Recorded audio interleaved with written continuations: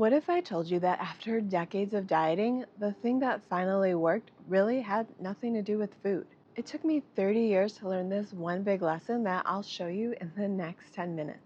If you're dealing with the same pain, frustration, and wasted energy that I dealt with for decades, let's start with the one thing that the diet industry will never tell you. Even though you're constantly scrolling past the newest and latest strategies to fix yourself, you were never broken to begin with. But let's back up.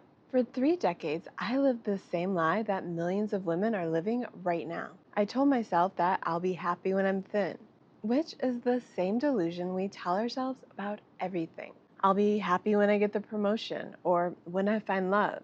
I'll be happy when I have more money. But with dieting, it becomes an obsession that literally consumes your life. Here's what happens when you buy into the diet mentality that we are constantly being sold. You rush to lose weight with some new plan that's not sustainable. But what happens if you reach your magic number on the scale?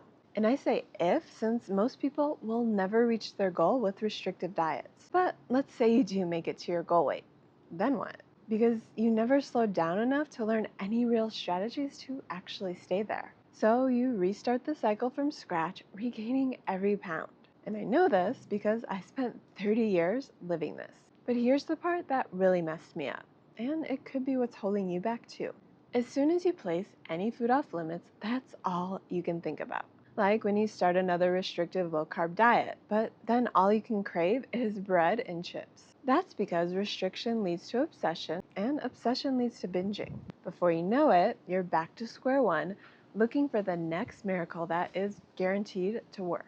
Which brings me to the next trap that I fell into for decades. Restarting every Monday morning only to fall back into speed eating everything that I felt deprived of by Friday afternoon. So I'd spend the entire weekend off track, binging on everything I restricted during the week, but not really caring because I knew I was starting over on Monday.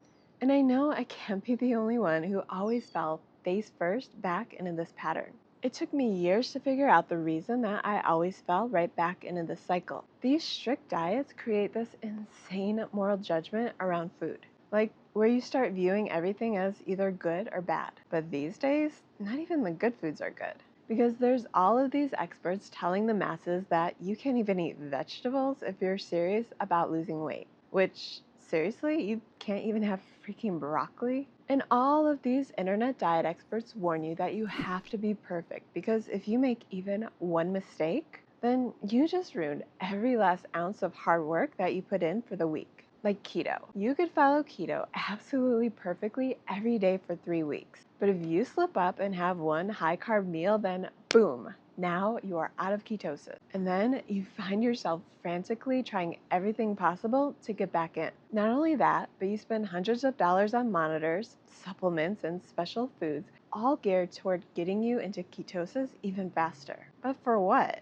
Because just being in ketosis doesn't guarantee you'll lose any fat. All it guarantees is you're burning ketones instead of glucose. But really, who cares? Because if you're still eating too many calories, even if you're in ketosis, you will gain weight. Because here's the big secret all of these experts don't want you to know. The real magic to any diet is just eating less. That's it. If you eat less calories than you burn, you will lose weight. So why do we keep wasting money on tools to help us eat less when in reality, all we have to do is just eat less? Which I know it's way easier said than done. But I promise you, there are way better ways to go about this than following even more strict diet rules. Ways that actually fit into the lifestyle you want to live, not the one that you are forced into in order to lose weight as fast as possible. But here's what really made me sad once I look back at the 30 years that I struggled. Following strict diets teach you to ignore your body's hunger and fullness cues. But if you don't learn how to tune into these signals, you have zero chance of keeping the weight off. Also, most diets teach you to fear food instead of enjoying it. Yes, food is fuel, but it's also how we celebrate, what we look forward to, and even how we show love. And most diets teach you to measure success by a number instead of how you feel. But really, who cares if you weigh 135 pounds if you always feel like crap? Because when I was following strict diets, I actually got down to 135 pounds. Sure, I felt great wearing clothes that never really fit before, but at the time I was following an extreme elimination diet under a doctor's supervision because even though I lost a lot of weight, I started feeling really bad. I was always exhausted, experiencing painful migraines, and I just didn't feel like myself. So the doctor told me that I had an autoimmune disease and that the elimination diet would fix me. But my detox symptoms were so bad that I could barely eat anything for a month. Every bite I took felt like razor blades in my throat. And I lived this way until I just couldn't deal with the symptoms any longer. It turns out I never really needed that extreme detox that I paid thousands of dollars for. I just needed to be way less extreme with my diet, and I needed patience. Because once I slowly added back more carbs and way less restrictions, suddenly I started feeling normal. Which brings me to the hardest truths that I had to face. Most of my life, I used food to cope with emotions, stress, and even boredom. I believed that if I just lost weight, that would fix all of my problems. But I'd look in the mirror and hate everything about what I saw, constantly pinching fat all over my body. And the only way that I could feel better was to hop into another strict diet. But you and I both know that is not the answer. Because I was seeking control through food whenever life started feeling chaotic. Because even if I couldn't control life, I could control how strict I was with my diet. At least until I was too strict for too long and everything just blew up in my face. And this was a cycle that I was stuck in for decades. But something finally shifted. And this is where everything changed. I finally learned how to eat foods that I actually enjoy while still working towards my goals. While yes, I still track what I eat because calories do matter, and after a lifetime of restriction, I could overeat broccoli if you gave me the chance. Of course, I'd dress it up with butter and cheese, but I would definitely find a way. But instead of following someone else's strict rules, I chose foods that I actually enjoy, and then I assess how I feel after I eat them. If I'm hungry soon after, then I save those foods as occasional treats. But if something keeps me fuller longer, then it goes on my eat and repeat list, since that's a meal that will help me get closer to my goal.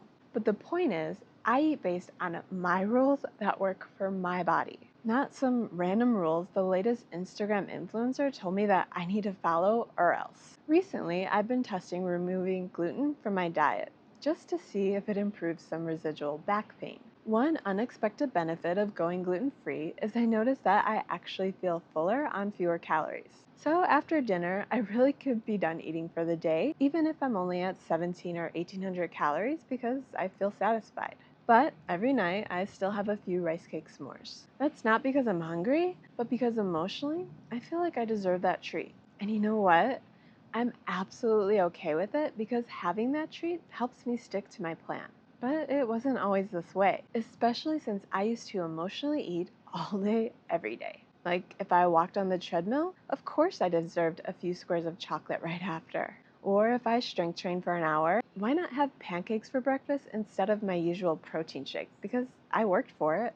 But those constant emotional rewards, they will never help you reach your goals. And it's up to you to figure out which eating patterns are keeping you stuck and which ones are helping you stay on track. And once you finally make this shift, something amazing happens. You stop wasting all of that mental energy on food obsession. And eating finally becomes fuel and pleasure instead of punishment and reward. But here's the best part. When you stop trying to force weight loss so hard, and instead you just become more patient with the process, you'll actually reach your goal faster. Because being patient means that you are not constantly starting from scratch or looking for even more ways to be extreme. When you stop fighting your body, that's when you start caring for it, which is absolutely essential for any sustainable fat loss plan. The diet industry wants you to believe that you're broken and that you need all of their expensive fixes. They profit from your insecurity, your desperation, and your belief that you're not good enough the way you are. But the truth is, you were never broken. You just needed to remember how to listen to your own body, which isn't the enemy. And your worth isn't determined by a number on the scale. Your happiness, it is available right now, even if you stay exactly as you are. So stop waiting for someday. Quit giving your power away to the next diet, the next expert, and the next quick fix. You have everything you need right now. You just have to start trusting yourself and trusting your own intuition.